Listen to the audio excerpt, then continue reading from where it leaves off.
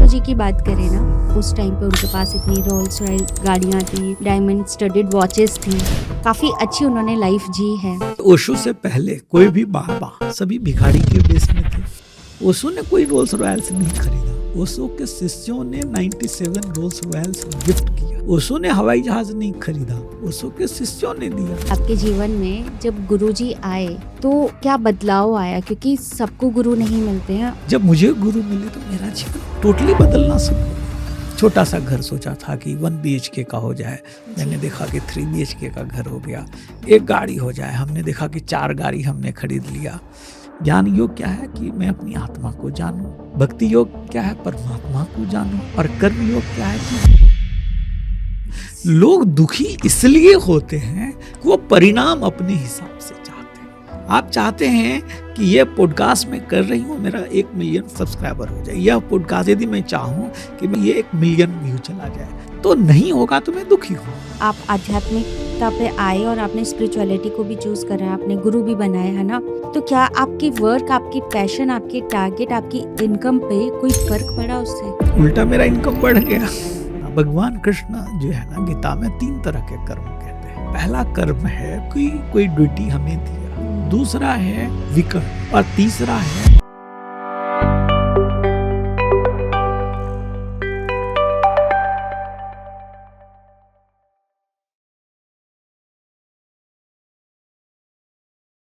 नमस्ते everyone, welcome to सोच matters. आज के टाइम पे जो हम भाग रहे हैं या हम सक्सेसफुल होना चाहते हैं, हम लाइफ में कुछ अचीव करना चाहते हैं, उसके साथ साथ स्पिरिचुअलिटी कैसे आपको इन्हांस करती है और कैसे आपकी मदद करती है। आज के जो हमारे गेस्ट हैं उनसे बातचीत में हमने बहुत सारी बातें जानी, क्योंकि वो एक रियल एस्टेट कोच भी हैं, NLP एक्सपर्ट भी हैं, और अभी कहीं ना कहीं वो स्पिरिचुअलिटी को बहुत गहराई से जान रहे हैं, समझ रहे हैं, और मेडिटेशन क्लासेस भी देते हैं। तो चलिए स्वागत करते हैं हमारे आज के special guest mister Amresh Jha ji का, ओनली ऑन सोच matters with me Poonam Rawat. कैसे आप एक सक्सेसफुल व्यापारी बने पहले, उसके बाद फिर आप आध्यात्मिकता में आए, है ना। तो ये जो जर्नी है व्यापार से आध्यात्मिकता तक की, वो कैसी रही और कैसे आप यहाँ तक पहुँचे? मुझे याद आ रहा है कि इनिशियली मैं पैदा बिहार में हुआ और जी। बिहार से मैं दिल्ली आया सपने लेके। बहुत सारे बच्चे आते हैं, जी बिल्कुल। तो शुरू में काम करना शुरू किया। मेरी जर्नी रही डोर टू डोर सेल्समैन से। मैंने स्टार्ट आया था पढ़ने के लिए, लेकिन परिस्थिति कुछ ऐसा हुआ कि डोर टू डोर सेल्स करना शुरू किया। सपना था बड़ा कि बड़ा आदमी हो जाऊं, पैसा कमा लूं, और ईश्वर की कृपा हुई जी। क्योंकि हम अध्यात्म में हैं, तो बिना प्रभु की कृपा से कुछ होता नहीं है। और कम उम्र में ही मुझे सफलता वो सब मिली जैसे मैं सोचा, घर हो जाए, गाड़ी हो जाए, बिजनेस हो जाए। 25 साल तक 4-5-6 साल लगा। शुरू में तो स्ट्रगल रहता ही है, लेकिन मैं अच्छा करना शुरू कर दिया। लेकिन मैंने पहले सोचा था कि जब मैं घर ले लूँगा दिल्ली में, छोटा सा घर सोचा था कि 1 BHK का हो जाए, मैंने देखा कि 3 BHK का घर हो गया। एक गाड़ी हो जाए, हमने देखा कि 4 गाड़ी हमने खरीद लिया। बिजनेस एक हो जाए, मैं इंस्टीट्यूट कंप्यूटर का चलाता था, बहुत सारे 70 इंस्टीट्यूट हो गए। तो हमने कहा कि जब हमें लगा कि थोड़ा सा होगा तो खुश होंगे, लेकिन इतना सब कुछ होने के बावजूद भी मैं खुश नहीं रह रहा था। तब भी मेरे पास तनाव था। मेरे गुरुदेव हैं समर्थ गुरु सिद्धार्थ वालिया जी, वो कहते हैं जो है उसका करता ना मान, जो नहीं मिला तो मन है अशांत, मन है अशांत तो जो भी करो पाएगा दुख अनिवार्य हो। वाह। तो जो हमें मिलता है उस पर से ध्यान हट जाता है। मेरा ध्यान क्या चीज़ पे चला गया, उस समय मैं राजनीति करता था, तो मेरा डिज़ायर हो गया कि मुझे सांसद बनना। जी। और मैं दुखी होने लगा क्योंकि मैं बन नहीं पा रहा था, परिस्थिति ऐसी नहीं फेवर कर रही थी, कोई पॉलिटिकल फैमिली से मैं था नहीं। तो एक तरह से मेरे जीवन में निराशा था, सब कुछ होने के, घर गाड़ी। उस समय में एक जो 25, 27, 28 साल की उम्र में एक यूथ जो सोचता है, वो सब कुछ मेरे पास हो गया। फिर भी मैं दुखी हो रहा था, निराश हो रहा था, उदास हो रहा था। और जब एक बार मन में उदासी आती है, निराशा आता है, स्ट्रेस आता है, बिजनेस भी लॉस होने लगा, रिलेशनशिप भी बहुत अच्छा नहीं चल रहा था, सब कुछ गड़बड़ होने लगा। फिर कहते हैं ना कि दुख में सुमिरन सब करे, सुख में सुख करे में ना करे कोई, ना कोई, जो दुख में सुमिरन करे तो सुख का है, दुख का है दुख काहे को। को है। तो जब मैं दुखी होने लगा तो फिर मैं ढूंढना शुरू किया इधर उधर कि भाई कहाँ से खुशी मिली। और फिर ढूंढते ढूंढते हमारे गुरुदेव से मुलाकात हुई। मैं दिल्ली में ही उस समय में रहता था और हम लोग का आश्रम यही मुरथल में 50 किलोमीटर दूर पे था।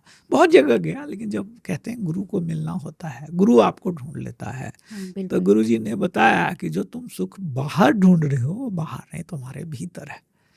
ठीक है, वो कहते हैं ना, कस्तूरी कुंडल बसे मृग ढूंढे बनमाही, ऐसे घटी घटी राम है दुनिया देखे ना। हाँ, तो मैं बाहर खोज रहा था, जो बाहर मिलने से, सफलता मिलने से मैं सुखी होऊंगा, लेकिन बाद में पता चला ये तो हमारे भीतर है। तो इस तरह से मेरी स्पिरिचुअल जर्नी स्टार्ट हुई। और फिर अध्यात्म में जब हम इन किए तो कहते हैं जब रूट को आप अच्छा बनाते हैं, जड़ को अच्छा करते हैं, तो फ्रूट भी अच्छा होने लग जाता है। फिर संसार भी अच्छा होने लगा, फिर रियल एस्टेट में आए, रियल एस्टेट भी अच्छा होने लगा। करेक्ट। जो सब सोचे वो सब करना शुरू कर दिए। तो ओशो कहते हैं कि ध्यानी के हाथ में धन आएगा तो वो धन का सदुपयोग भी करेगा, वो इंजॉय भी करेगा। बिल्कुल। ओशो ने कहा नया मनुष्य की बात जो जोरबा दी बुद्धा, नया मनुष्य होगा। जोरबा मतलब जो संसार में सफल हो, संसार में जो पाने लायक है वह पाए। बुद्धा का मतलब है जो आंतरिक रूप से प्रसन्न हो, आनंदित हो। तो इस फिलॉसफी को मैं मानता हूँ, इस देशना को मैं मानता हूँ, उसी पे प्रयास कर रहा हूँ चलने का। बिल्कुल। बहुत खूबसूरत आंसर दिया सर आपने। मुझे ना ये जानना है कि आजकल की जो जनरेशन है ना, हम जेन ज़ी की बात करें, तो सबको ना एक रेस में सब लोग भाग रहे हैं, सबको पैसा चाहिए, सबको कामयाबी चाहिए, है ना? हम आध्यात्मिकता की तो बात कर रहे हैं, लेकिन जब तक वो कामयाबी, वो सक्सेस नहीं मिलती ना, तो शायद हम आध्यात्मिकता को भी शुरू नहीं कर पाते हैं। तो मुझे बताइए, जो हमारी जेन ज़ी ऑडियंस है उनके लिए, कि कैसे वो एक सक्सेसफुल पर्सन बने, और आज के टाइम पे ये जो स्ट्रेस है, एंजाइटी है, और आजकल का जो वक्त चल रहा है बहुत फास्ट चल रहा है, पता ही नहीं चल रहा है कि बैठे बैठे साल निकल जा रहा है, बैठे बैठे महीने निकल जा रहे हैं, और हम वही ईएमआई के ट्रैप में फंसते रह जा रहे हैं। हमें पता ही नहीं चल रहा है कि हम कामयाबी की तरफ हैं या कामयाबी से निकल आए हैं। तो उनके लिए आप क्या संदेश देना चाहेंगे? मुझे याद है जब मैं गांव में रहता था जी। बचपन में, जी। तो उस समय में कहते थे लोग कि पढ़ोगे लिखोगे तो होगे नवाब, और खेलोगे कूदोगे तो होगे खराब। खराब। यस। अभी मैं रांची में रहता हूँ, जी। और रांची में जो हाईएस्ट, रांची ने पूरे झारखंड का हाईएस्ट टैक्स पेयर जो है, पता चला वो महेंद्र सिंह धोनी है। वो तो क्रिकेट खेल करके सक्सेसफुल हो गया। जी। तो जो आपने कहा, जो आज का न्यू जनरेशन है, जेन जी जनरेशन है, उन सबों को मैं यह कहना चाहूँगा कि आप यह मत देखो कि दूसरे क्या कर रहा है, आप क्या कर सकते हो। परमात्मा ने हर मनुष्य को यूनिक बनाया। कहते हैं 84 लाख योनि में मनुष्य सर्वोपरि है। एक तो सर्वोपरि मैं हूँ, पर मुझे इस बात का एहसास नहीं है। हमें क्या होता है कि मैं ऐसा क्यों, हम उल्टा सोचते हैं, अच्छा मैं लंबा क्यों नहीं हूँ, मैं स्मार्ट क्यों नहीं हूँ, देखने में सुंदर क्यों नहीं हूँ। क्या वही कमी है, उस पर हमारा नजर है। आप मनुष्य हैं, आप सांस ले रहे हैं, आज आपका सांस चल रहा है, यही क्या काम कम है? आपको आँख है, नाक है, हाथ है, पैर है। बहुत सारे लोगों के पास स्वस्थ शरीर नहीं है। तो आपको निराश होने की तो जरूरत ही नहीं है, पहला चीज। दूसरा चीज है, आप अपनी क्षमता को समझिए, अपने टैलेंट को समझिए। हर कोई वैभव सूर्यवंशी नहीं होगा। आज 15 साल की उम्र में इंडियन टीम में आ गया, आईपीएल में सबसे ज्यादा स्कोर कर रहा है, वो यह प्रतिभा लेके पैदा हुआ। मसले कहते हैं मनुष्य की 7 नीड है। सबसे बेसिक नीड है रोटी, कपड़ा और मकान। दूसरी नीड है भोग की इच्छा, सेक्स की इच्छा, इंद्रियों के नीचे। अब रोटी तो अच्छा रोटी चाहिए, कपड़ा ब्रांडेड चाहिए, घर एयर कंडीशन चाहिए। तीसरा सेफ्टी एंड सिक्योरिटी। चौथा प्रेम की इच्छा। पांचवा बिलोंगिंगनेस की इच्छा। और छठा है स्टीम नीड। और सातवां है सेल्फ एक्चुअलाइजेशन। आप जो बनने के लिए पैदा हुए हो। क्या होता है कि मेरे पिताजी डॉक्टर बनना चाहते थे और वो नहीं बन पाया। अब वो कहते मेरा बेटा, मेरा सपना तू पूरा करेगा। मैं जब यहाँ दिल्ली में शुरू में रहता था तो मेरे साथ बहुत सारे बच्चे आईएएस बनने आते थे बिहार के। और उनके सारे के पेरेंट्स, तुमको आईएएस बनना है, हो सकता है वो बच्चा गायक बनने वाला हो, क्रिकेटर बनने वाला हो, कुछ और करने वाला हो। तो मैं यह कहूँगा कि अपने प्रतिभा को पहचानिए और एक ही डायरेक्शन में आपको नहीं आगे बढ़ना है। आप देखो कि आपके अंदर जो हुनर है, आज एआई का युग है, ठीक है। देखिए टेस्ला, अभी एलन मस्क कल दुनिया का पहला ट्रिलियनियर बना। उसके पेरेंट्स यदि या थोप दिए होते कि बेटा तुमको नौकरी ही करना है, तुमको बिजनेस ही करना है, या तुम इसी काम के लिए बने होते, तो वह बियॉन्ड इमेजिनेशन सोच ही नहीं सकता। ये स्पेस एक्स मंगल में लोगों को बसाने की सोच रहा है। तो मैं युवाओं को यह कहना चाहूँगा, आप दूसरे से कंपैरिजन मत करो कि आपका दोस्त ये अच्छा नौकरी पकड़ लिया, वो अच्छा कर लिया, और आप अपने अंदर देखो कि क्या काम करने में मजा आता है। थोड़ी देर पहले मैं आपसे बात कर रहा था, ठीक है, कि पॉडकास्ट आप जब करते हैं, जब मैं ट्रेनिंग देता हूँ, तो ये मुझे फुलफिलमेंट देता है। 17 साल तक मैं बिना 1 रुपए लिए मैं लोगों को ट्रेन करते रहा एज ए मोटिवेशनल स्पीकर। अभी पिछले 12 वर्षों से मैं लोगों को ध्यान सिखाता हूँ, कोई पैसा नहीं लेता, वो मेरे तरफ से सेवा, क्योंकि उस काम में मुझे मजा आता है। और हाँ, हमें पैसा चाहिए क्योंकि हमारी रोल है, रिस्पॉन्सिबिलिटी है, पत्नी है, बच्चे हैं, माता पिता है, ऑफिस है, बिजनेस है, तो मैं पैसा कमाने का साधन भी ढूंढा। तो आप पैसे कमाने का साधन भी ढूंढो, और वह काम में यदि आप ढूंढ सकते हैं जो आपको मजा भी दे, तो फिर दुखी होने की जरूरत नहीं है। दूसरी चीज आपने कहा कि अध्यात्म के साथ, यदि शुरुआत से आप अध्यात्म के साथ जुड़े रहेंगे, हम सब लोगों को, खासकर जो है सनातन संस्कृति में पूजा पाठ, मंत्र जाप, रीति रिवाज कुछ ना कुछ, तो हर धर्म का कुछ रीति रिवाज है, चाहे कोई इस्लाम में है, कोई क्रिश्चियनिटी में है, तो उसको थोड़ा सा भी आप फॉलो करेंगे, थोड़ा भी प्रभु के ऊपर आस्था रखेंगे, तो आप बैलेंस रहेंगे। आप यदि उन सब चीज़ों को छोड़ेंगे, तो जो आपने कहा स्ट्रेस, आज का युवा स्ट्रेस में आ रहा है। थोड़े उम्र में एक सिलेक्शन नहीं होता है, सुसाइड कर लेता है, कोई एक लड़की ठुकरा दिया, सुसाइड कर लेता है, डिप्रेशन में जा रहा है, नींद नहीं आ रहा है।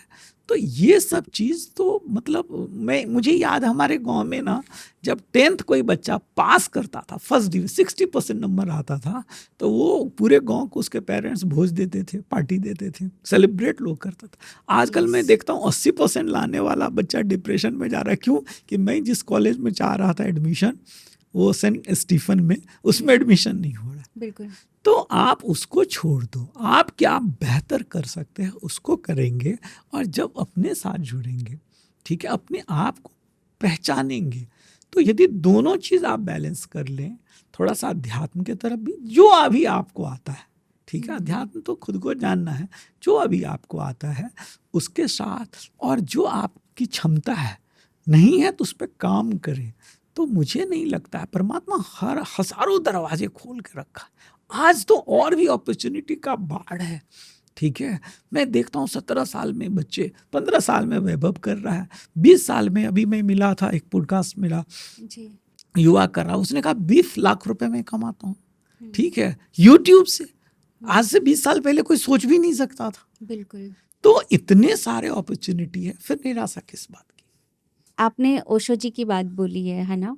मैंने भी उनको पढ़ा है और काफ़ी हद तक पढ़ा है। मतलब मैंने श्री जी को भी पढ़ा है, सद्गुरु जी को भी पढ़ा है, ओशो जी को भी पढ़ा है, गीता जी को भी पढ़ा है। तो कहीं न कुछ चीज़ें बहुत ज़्यादा इंस्पायर्ड करती हैं। अब अगर हम ओशो जी की बात करें ना, मैं सोचती हूँ कि जो वो लेकर आए थे उस समय, है ना, हम डायनेमिक मेडिटेशन की भी बात करें, या उस टाइम पे उनके पास इतनी रोल्स रॉयल गाड़ियाँ थी, डायमंड स्टडेड वॉचेस थी, काफ़ी अच्छी उन्होंने लाइफ जी है। वो क्या संदेश देना चाहते थे उस टाइम पे? ओशो वही संदेश देना चाहते थे जो हमने कहा जी। कि आज का मनुष्य जुर्बा दि बुद्धा होना चाहिए। देखिए ओशो से पहले कोई भी बाबा, सभी भिखारी के बेस में थे। मतलब लग्जरी में कोई गुरु तो आपको नहीं दिखे थे। जी। और आज देखिए ओशो को सारे बाबा फॉलो कर रहे हैं कि नहीं। आज डिजाइनर ड्रेस में बहुत सारे गुरु हैं, बिल्कुल। ठीक है। आज अच्छी अच्छी कार में लोग चढ़ रहे हैं, मर्सिडीज और रोल्स रॉयल्स में बाकी बाबा भी चढ़ रहे हैं। ओशो से पहले था कि परमात्मा चाहिए ना तो संसार को छोड़ो। ओशो ने कहा कि छोड़ने की जरूरत नहीं है, भागने की जरूरत नहीं है, जागने की जरूरत है। संसार में जो पाने लायक चीज है उसको पाना चाहिए, इसमें बुराई क्या है। आज हवाई जहाज के युग में यदि मुझे दिल्ली से मुंबई जाना हो, दिल्ली से चेन्नई जाना हो तो 36 घंटा ट्रेन में लगता है और हवाई जहाज में 2 घंटा लगता है। तो यदि हवाई जहाज बना है और अभी भी मैं कहूँ कि मैं बैलगाड़ी की सवारी करूँ तो ये तो कुछ गड़बड़ ही है। मोबाइल के युग में हम कहें कि हम वैसी टेलीफोन युग में जिए या उससे पहले के युग में जिए तो वो तो गड़बड़ है। तो क्या होता था पहले कि लोग सिर्फ धन के पीछे लग जाते थे, धन को उद्देश्य बना लेते थे, साध्य बना लेते थे। साधन नहीं बनाना है, साधन की तरह उपयोग करना। आज एयर कंडीशन के युग में एयर कंडीशन चल रहा है तो हम और आप ठंडे में बात कर रहे हैं, ठीक है। यदि नहीं चल रहा होता तो हम शायद पसीना पोंछ रहे होते, ये पॉडकास्ट भी इतना अच्छा नहीं होता। तो ओशो ने जीवन से भागने की बात नहीं, नकारने की बात नहीं किया, जीने की बात किया, आनंद और उत्सव की बात किया है। आज का मनुष्य दुखी हो गया है, निराश हो गया है। उसने कहा कि आज का जो मनुष्य को होना है ना, आनंद और उत्सव पूर्ण होना है, और उसी वही ओशो ने सिखाया, यही ओशो की देशना है। लोगों ने ओशो की कुछ बातों को पकड़ लिया। आज अच्छा ओशो तो जो है रोल्स रॉयल्स, ओशो ने कोई रोल्स रॉयल्स नहीं खरीदा, ओशो के शिष्यों ने 97 रोल्स रॉयल्स गिफ्ट किया। ओशो ने हवाई जहाज नहीं खरीदा, ओशो के शिष्यों ने दिया। ओशो को कोई पकड़ नहीं था। आपको मालूम होना चाहिए पूनम जी, ओशो ने 55,000 हेक्टेयर में अमेरिका में ओशो का आश्रम बना था, रजनीशपुरम। 5,000 लोग एक साथ रहते थे, लेकिन पचा नहीं अमेरिका को, ठीक है, पचा नहीं वहाँ के मतलब लोगों को, तो वो आश्रम डिस्ट्रॉय कर दिया। जब ओशो आए भारत लौट करके, उसके बाद बहुत देश गए, बहुत देशों में नहीं रुकने दिया। अमेरिका शुरू से पावरफुल था। तो जब वो आए तो ओशो को कोई चेहरे पे सिकन नहीं। बाकी लोग को देखिए, एक नेता चुनाव हार जाता है, डिप्रेशन में चला जाता है, तो ओशो को ऐसी ही मुस्कुराहट। जब रोल्स रॉयस था तब मुस्कुराहट, जब वो सम्राट था तो मुस्कुराहट, जो नहीं था तब भी वो वैसे ही थे। तो हमें अटैच नहीं होना है किसी भी चीज से। जैसे आज के टाइम पे ना लोग स्पिरिचुअल बनना चाहते हैं और स्पिरिचुअल होना भी चाहते हैं, और साथ के साथ उनको पैसा भी कमाना है, एक स्टेटस भी चाहिए, और बहुत अच्छे से खुद को बैलेंस भी करना चाहते हैं, बट समहाउ वो कर नहीं पाते हैं। क्योंकि अगर वो आध्यात्मिकता या स्पिरिचुअलिटी को पकड़ते हैं तो कहीं ना कहीं उनसे उनका नेम फेम मनी वाला फोकस हिलता है।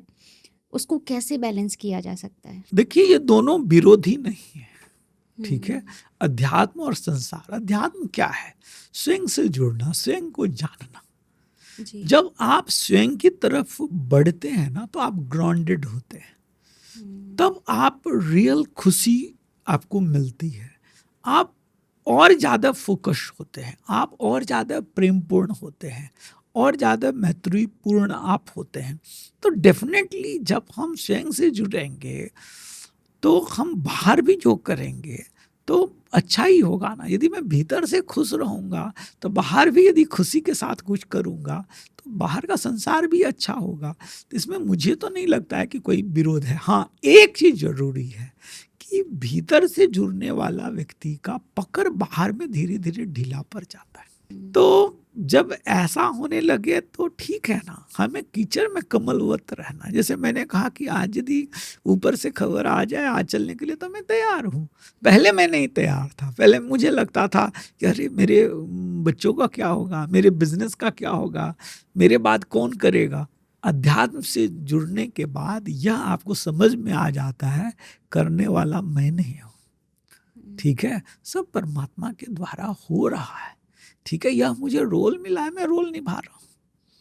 मैं हूँ तो जो मैं कर सकता हूँ वो मैं बेहतर ढंग से करने की प्रयास कर रहा हूँ। जिस दिन नहीं रहूँगा तब भी बेहतर ही चलेगा। किसी के रहने नहीं रहने से संसार में कोई दिक्कत नहीं है।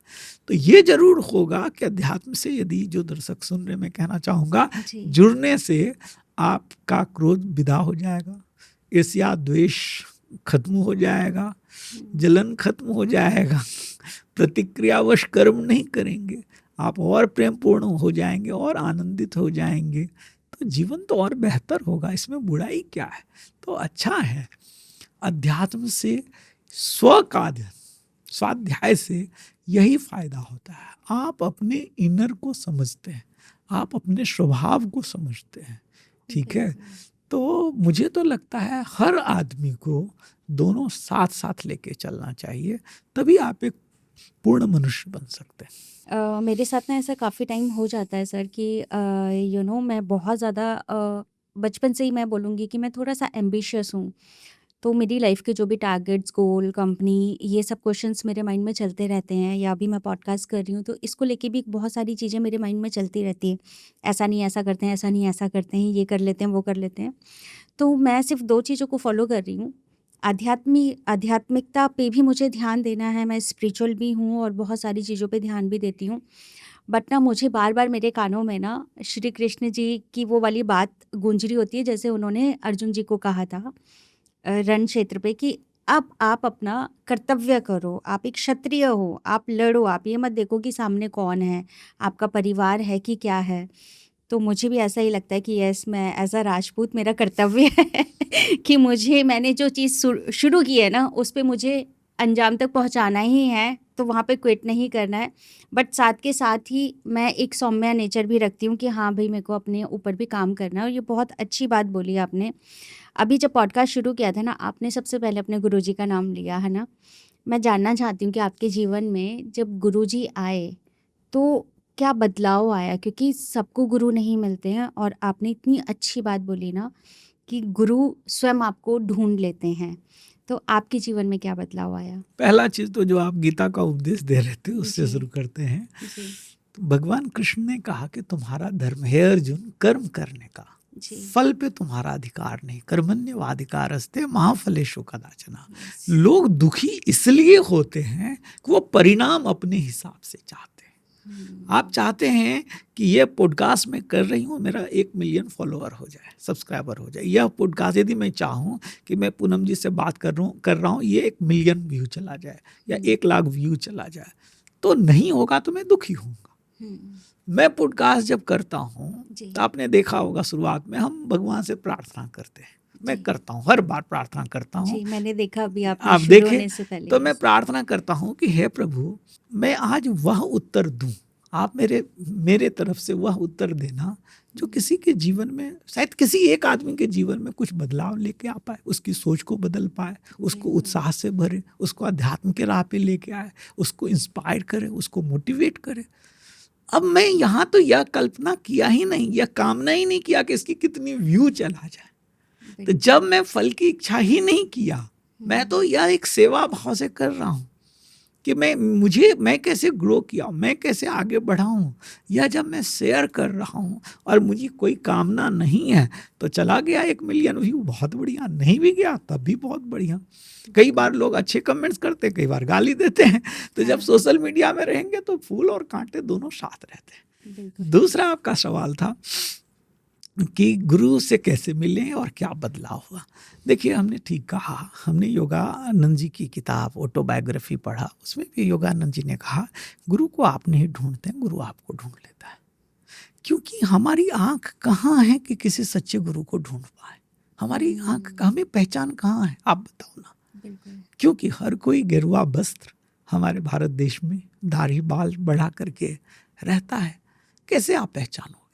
कितने तो नकली लोग हैं, आए दिन आप देखते हो ये बाबा का तो ये पोल खुल रहा है और ये तो ये निकल रहा है। यदि आपको पूनम जी कोई 2000 का नोट मैं आज दूं तो आप लेंगे? 2000 का नोट मैं दूं तो नहीं लेंगे, क्योंकि 2000 का नोट अब चलन में नहीं है, चलन में नहीं है। यस। वो डिमोनेटाइज हो गया। लेकिन यदि 500 रुपए का कोई नकली भी देगा तो आप ले सकते हैं। क्यों ले सकते हैं? क्योंकि 500 का असली नोट भी बाजार में है। तो गुरु बहुत हैं, असली गुरु भी है, तभी नकली का भी दुकान चल रहा। तो पहला चीज गुरु है, लेकिन हमारी आंख नहीं। बिल्कुल। तो गुरु वह ऊर्जा क्षेत्र है, उसको कहते हैं जब कोई एक आत्मा, कोई एक सोल की जब खिलावट होती है। तो जिस तरह से सारी नदियां समुद्र की तरफ दौड़ती हुई जाती है, समुद्र में मिलने के लिए कोई मशीन नहीं लगाया जाता है, बह ही रही हो समुद्र में मिलने से। उसी तरह से जब कोई गुरु पैदा होता है तो जितने प्यासी आत्मा होती है, जिसको स्पिरिचुअल खोज है, डिजायर है, वह सब दौड़ी आती है उससे मिलने के लिए। गुरु वह मैग्नेट ऐसा समझिए जो बाकी लोगों को खींचना शुरू कर देता है। ठीक है, इसलिए मैंने कहा कि गुरु आपको खोज लेता है। पर कैसे पता चलेगा यही गुरु मेरा है? हाँ, तो जब मुझे अध्यात्म की प्यास तो बचपन से थी, मैं इसलिए पीछे मुड़ के देखता हूँ तो वो मेरी माँ, जब मैं माँ के साथ बचपन में सोता था तो मैं रामचरित मानस का कुछ दोहा पढ़ता था सोने से पहले। शायद माँ ने ये प्रेरणा दिया होगा, भय प्रगट कृपाला दीन दयाला कौशल्या हितकारी, मुझे आज भी याद, श्री रामचंद्र कृपालु भजमन, ये सब पढ़ता था बचपन में। जब बच्चे खेलते थे मैं भी खेलता था, लेकिन जब कभी राम कथा हो रहा है, भागवत कथा हो रहा है, गरुड़ पुराण हो रहा है, तो वो जाके मैं सुनता था। बच्चे को उसमें इंटरेस्ट नहीं है। तो शायद ये अध्यात्म की प्यास तो पूर्व जन्मों से रहती है, आप लेके आते हो। लेकिन जब बड़े हुए, डिजायर था जब बड़ा हो जाए, सफल हो जाए, तो उस पे हमने सफलता पा लिया। पर इसलिए तो मैंने कहा प्रभु की कृपा हुई। जितना कुछ मुझे 25 साल में दिया, लोगों को शायद 50 साल लग जाते हैं। तो मैंने जल्दी जब सफलता पाया तो देखा मैं खुश नहीं हो रहा, तो खुशी कहाँ मिलेगी? तो मैं खोजना शुरू किया इधर उधर, इस बाबा उस बाबा, इस संस्था। मैं ये नहीं कह रहा हूँ कि कोई खराब है या अच्छा है। जैसे कि आप एक बैचलर है, एक यूथ, एक युवा है, एक युवती है, तो जब तक उसको कोई मिला नहीं, हो सकता है वो 10 लड़कियों को देख रहा है। ठीक है, एक लड़की भी 10 लड़का को देखता है। लेकिन जब कोई प्रेमी मिल जाता है, कोई आपका सोलमेट मिल जाता है, क्या होता है फिर आपको प्यार में कुछ होने लग जाता है। होता है कि नहीं? कुछ वो दिल में बजी घंटी। उसी तरह से जब कोई सद्गुरु आपको मिलता है और उसके निकट आप जाते हैं तो कुछ होना शुरू हो जाता है। आपको लग जाएगा यह वो गुरु है, यह वह चरण है जिसकी मुझे तलाश थी। यह महसूस होने लग जाएगा आपको। गुरु बात तो हो सकता है आपको ना करे, आंसर आपके लिए नहीं दे, किसी और को दे, लेकिन लगेगा ये तो मेरा ही प्रश्न है। और धीरे धीरे आपके सारे प्रश्न गिरने लग जाते हैं जो बरसों से आपने पाल रखे। जब सद्गुरु कोई मिलता है तभी यह होता है। तो आप जो मुझे सुन रहे हैं, आप जाएं सबके पास, सबको सुने, लेकिन एक दिन ऐसा होगा जब गुरु का मिलना होगा, तब आपको वो तार बज उठेगा, वो संगीत दिल का बज उठेगा। आपको लगेगा कि हाँ, यह इंसान है जो मुझे आध्यात्मिक विकास दे सकता है। फिर गुरु आपको राह बताता है, साधना की पद्धति देता है। उस पे जब आप चलते हैं, आगे बढ़ते हैं, आप अनुभव करते हैं। सुनने की बात नहीं है, मानने की बात नहीं है। मान लो तुम आत्मा, मान लो तुम ये हो, मान लो नहीं, आप खुद फील करना शुरू करते। वो गुरु का अनुभव है, आप क्या वो अनुभव कर पाते हैं? तो इस तरह से जब मुझे गुरु मिले तो मेरा जीवन टोटली बदलना शुरू हो गया। जैसे मुझे पहले क्रोध बहुत आता था, मैंने देखा क्रोध कम हो गया। ध्यान में करना शुरू किया, मैंने देखा कि मैं परेशान बहुत रहता था, तो मैं देखा सिचुएशन सेम है, लाइफ का परिस्थिति सेम है, चैलेंज सेम है, अब मैं सहज रह रहा हूँ। पत्नी वही है, पहले पत्नी को मैं ठीक करना चाह रहा था, मैंने देखा कि मुझे ठीक होने की जरूरत है। जी। तो सब कुछ मतलब हमारा नजरिया बदलना शुरू हो गया, जीवन को जीने का ढंग बदलना शुरू हो गया, और फिर जीवन आनंदित हो गया। अब जैसे हम गुरु की बात कर रहे हैं ना, आपने बहुत अच्छे से एक्सप्लेन करा कि काफ़ी ऐसे लोग भी हैं जो गुरु कहलाने के लायक नहीं है, बट वो काफ़ी लोगों के गुरु बने हुए हैं। तो वहाँ से लगता नहीं है कि एक सही स्पिरिचुअलिटी पे हम जाएंगे, है ना? अब आपने बोला हम एक इनर पीस की बात कर रहे थे। जब हम कामयाबी के दौर में पहुंच जाते हैं ना, फिर हमें खुद से ही, जैसे आप बोल रहे कि आपको आपके जीवन से खुश नहीं थे आप, और एक शिकायत होने लग जाती कि हम कुछ तो भी पाना चाहते हैं, है ना?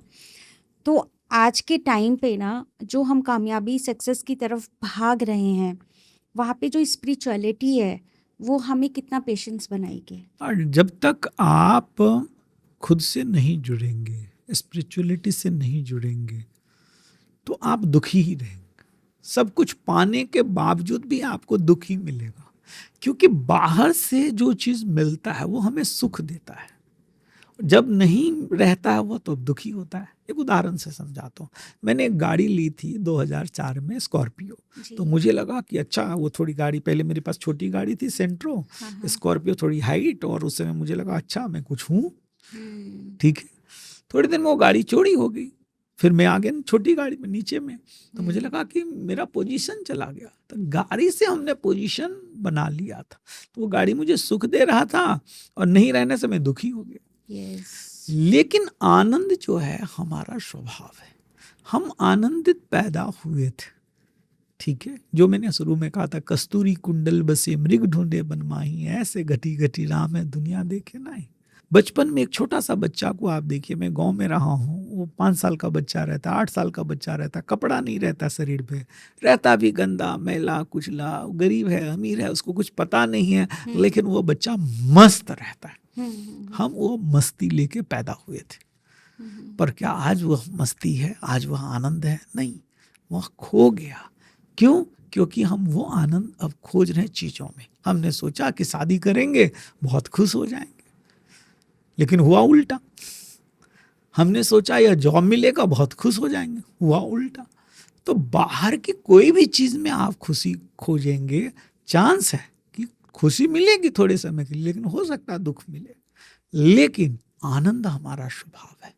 हुँ, गौतम बुद्ध कहते हैं 4 आर्य सत्य है। पहला, जीवन दुख। हुँ, जीवन में है तो दुख मिलेगा ही। बिल्कुल। दुख है तो दुख का कारण है, हुँ, और कारण है तो कुछ निवारण है, कुछ सल्यूशन, उन्होंने सल्यूशन दिया। और चौथा कहते हैं आनंद हमारा स्वभाव है, यानी हम आनंदित पैदा हुए हैं, हमने अपनी वजह से दुख ले लिया है।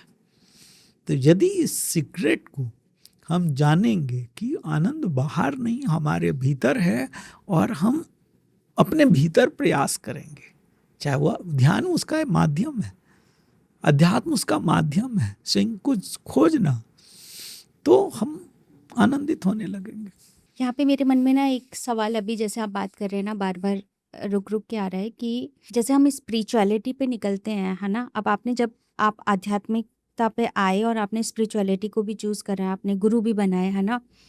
तो क्या आपकी वर्क, आपकी पैशन, आपके टारगेट, आपकी इनकम पे कोई फ़र्क पड़ा उससे? उल्टा मेरा इनकम बढ़ गया। अच्छा, आप ज़्यादा फ़ोकस्ड हो गए। हाँ, क्यों? हुँ, क्योंकि आप पहले में बगुले होते हैं, बाद में हंस बन जाते हैं। अच्छा। हंस क्या है कि हुँ, वह दूध पीता है और पानी छोड़ देता है। तो जब आप अध्यात्म के राह पे चलते हैं, जब आप स्वयं से जुड़ते हैं, जब आप ध्यान करते हैं, तो आपका सेल्फ अवेयरनेस बढ़ जाता है।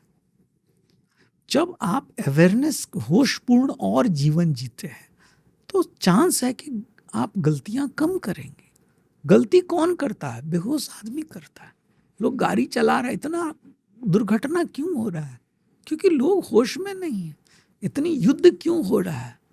5,000 वर्ष में 3,000 युद्ध हमने किए। उसको कहते या तो हम युद्ध में होते या युद्ध की तैयारी कर रहे होते।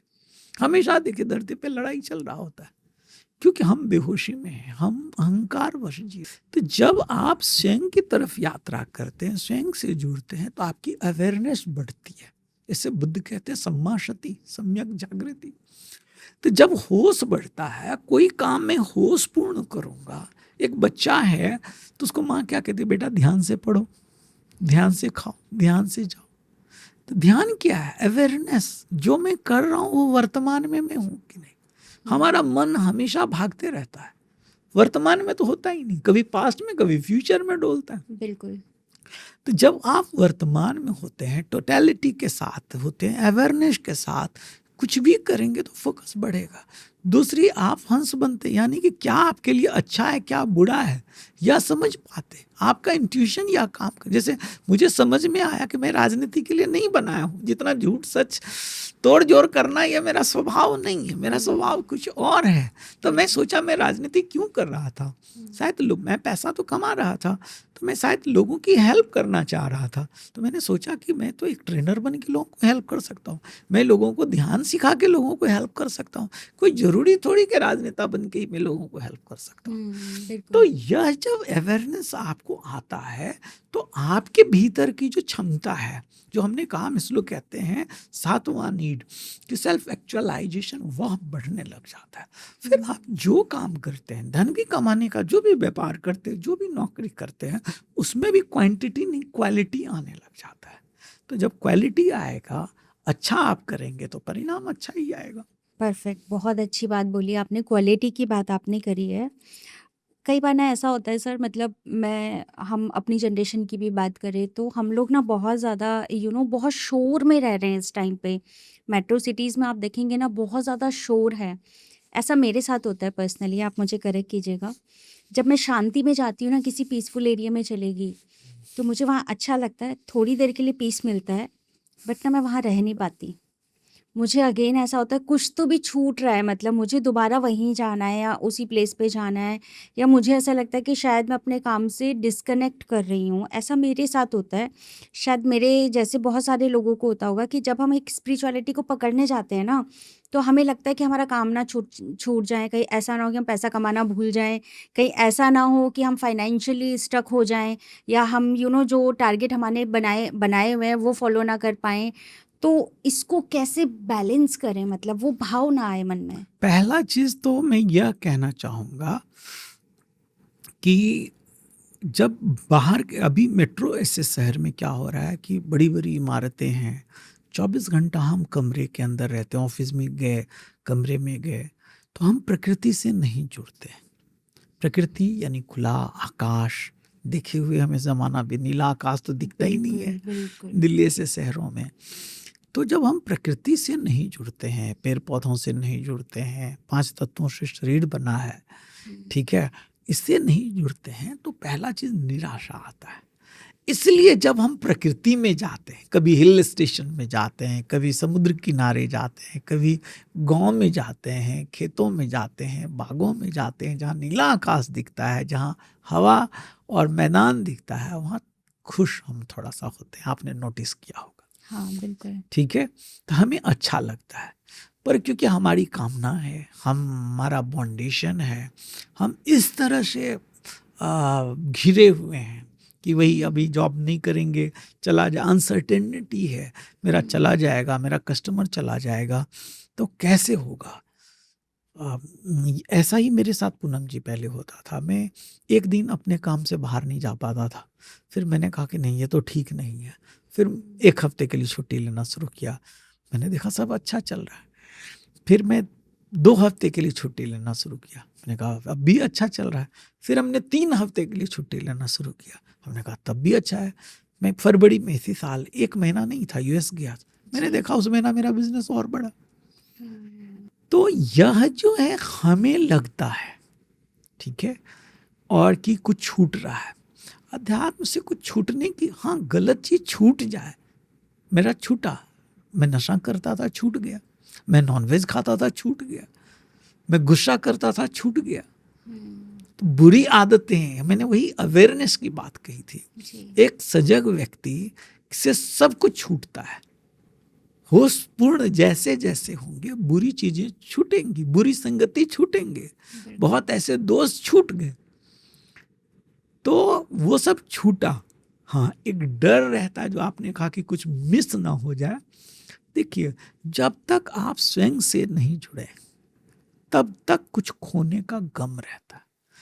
भगवान कृष्ण ने गीता में कहा है कि ना तुम्हें कोई मार सकता है, ना कोई जला सकता है, ना गला सकता है, ना उड़ा सकता है, क्योंकि हम खुद को नहीं जानते कि मैं सोल हूं। हमारी आइडेंटिटी गलत है, मेरा रूप से है, गुण से है, पद से है, शरीर से है, पर खुद से नहीं है। तो खुद से जब आइडेंटिटी नहीं रहता है, तो हम एक डर में जीते हैं, खोने का कुछ डर रहता है। करेक्ट। और हमारे गुरुदेव कहते हैं सबसे लास्ट खोने का जो डर है ना, वो हमें शरीर खोने का, मरने का डर रहता है। जब आप खुद के साथ जुड़ जाते हैं, खुद को जान लेते हैं और फिर जीवन जीना शुरू करते हैं, फिर कुछ जाने का गम नहीं रहता है। अब बार बार आप, जैसे आप कह रहे हैं कि अध्यात्म में कहीं ऐसा तो नहीं होगा कि सब कुछ, हाँ, संतुष्टि जरूर आ जाती है, कहते हैं संतोषम परम सुखम, पर सिर्फ यदि ज्ञान योग की साधना करेंगे, सिर्फ आत्मज्ञान की तरफ जो लोग बढ़ते हैं, उनको थोड़ा निरस्ता आ जाता लाइफ में, उनको लगता सब बेकार है। लेकिन क्या ओशो कहते हैं, नाचता गाता धर्म चाहिए, आनंद और उत्सव चाहिए।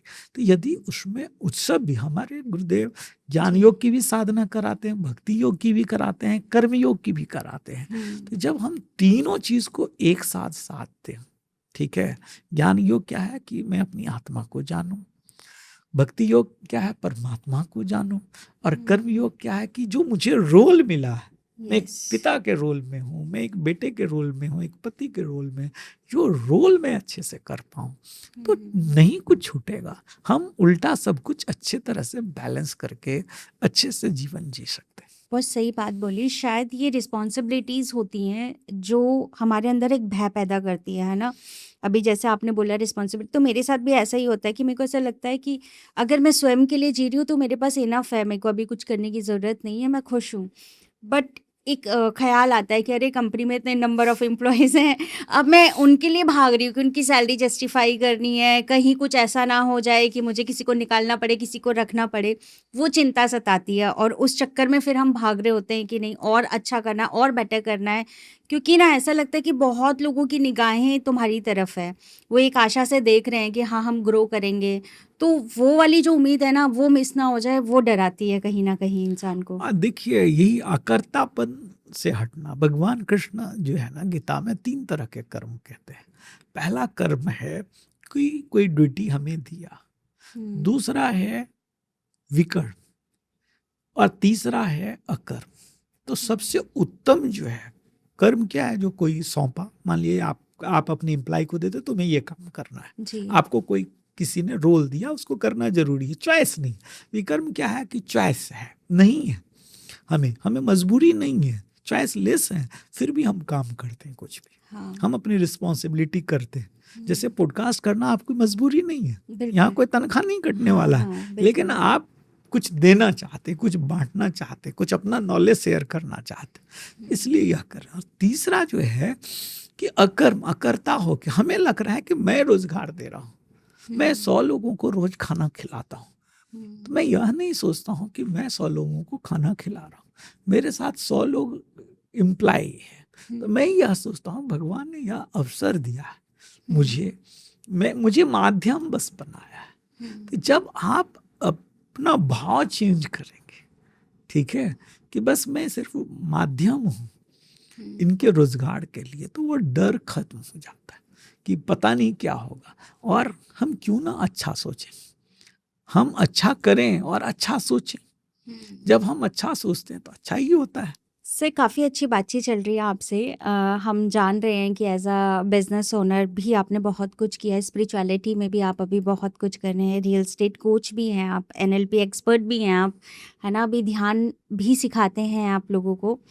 आप चलते-चलते ना हमारी ऑडियंस को कुछ बताइए कि अगर हम इस जीवन में आए हैं तो हमें अपना कर्म भी करना है, पैसा भी कमाना है और साथ के साथ हम स्पिरिचुअलिटी को भी फॉलो कर सकते हैं। तो चलते-चलते इन दोनों चीज़ों को बैलेंस करने के लिए ना हमारी ऑडियंस को कुछ बताते जाइए। उसको एक अच्छी चीज कहते हैं कि 23 घंटा तुम संसार को दो, 1 घंटा कम से कम खुद को दो। खुद को दो। जी। तो कम से कम 1-2 घंटा अपने लिए समय निकाले। हम सुबह उठते हैं ना, मोबाइल में लग जाते हैं, वो रील देखने, पॉडकास्ट देखने, यूट्यूब देखने, ब्रेकिंग न्यूज़ देखने, अखबार, सुबह उठते हैं चाय के साथ अखबार ले लेते हैं, हाँ, वहाँ क्या खबर है। बिल्कुल। तो मैं यह कहना चाहूँगा कि अपना जीवन शैली को अच्छा करें, सुबह जल्दी उठें। आज का जो न्यू जनरेशन है खासकर देर से उठता है, मैं देखता हूँ, तो सुबह जल्दी उठें। एक मनुष्य ही लेट सोता है, बाकी सारे प्राणी सूर्योदय के साथ उठने लग जाते हैं। तो जल्दी उठेंगे तो अपने लिए समय दे पाएंगे, 1-2 घंटा कम से कम।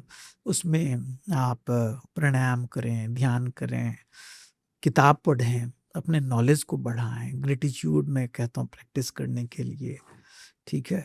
खुद मेरा जीवन इन चीज़ों से बदला है, विजुलाइज करें, थोड़ा सा एकांत में समय दें, मोबाइल को साइड करें, बिल्कुल। मोबाइल में बहुत समय हम देते हैं। तो जब अपने शरीर पे काम करें, सम्यक आहार लें, आहार अच्छा नहीं है, फास्ट फूड के दौर में हम जी रहे हैं, देर रात में खा रहे हैं। तो सही यदि भोजन लेंगे तो शरीर स्वस्थ होगा, शरीर स्वस्थ रहेगा तो स्वस्थ मन बनेगा, स्वस्थ मन बनेगा तो हम उत्साह से रहेंगे, आनंदित होंगे बिल्कुल। और जो कर्म करेंगे, जो करें प्रेम से करें, मज़े लेके करें। मैं हमेशा कहता हूँ लोगों से, काम वह करें जिसमें मज़ा आता हो, नहीं आ रहा है तो छोड़ दें। कई लोग कहते हैं सर छोड़ नहीं सकते, तो ले मज़ा उस काम में। मजबूरी है, बिल्कुल। नौकरी नहीं है। हमारे बिहार में लोग कहते हैं जो सरकारी नौकरी है कैसे छोड़ेंगे, तो जी। बहन दुखी होके क्यों कर रहे हो, तो उस काम को अच्छे से करो। जो भी कर रहे हो ना, आपसे बढ़िया कोई करने वाला नहीं होना चाहिए, ये सोचिए। मैं झाड़ू भी लगा रहा हूँ ना, तो दुनिया में सबसे बेहतरीन झाड़ू लगाने वाला मुझे बनना चाहिए। बिल्कुल। फिर देखिए आपकी ग्रोथ कोई नहीं रोक सकता है। हुँ। ठीक है, प्रेम पूर्ण रहें, अहोभाव में जिए। हम अहोभाव में नहीं जीते, शिकायत में जीते हैं। अध्यात्म क्या है? शिकायत से अहोभाव की यात्रा।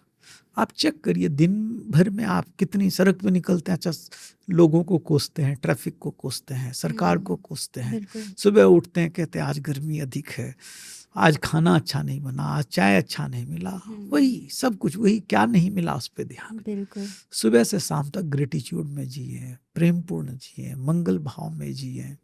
कैसे मैं आज किसी के चेहरे पे मुस्कुराहट ला सकता हूँ, सोचें। खासकर घर से ही शुरू करें।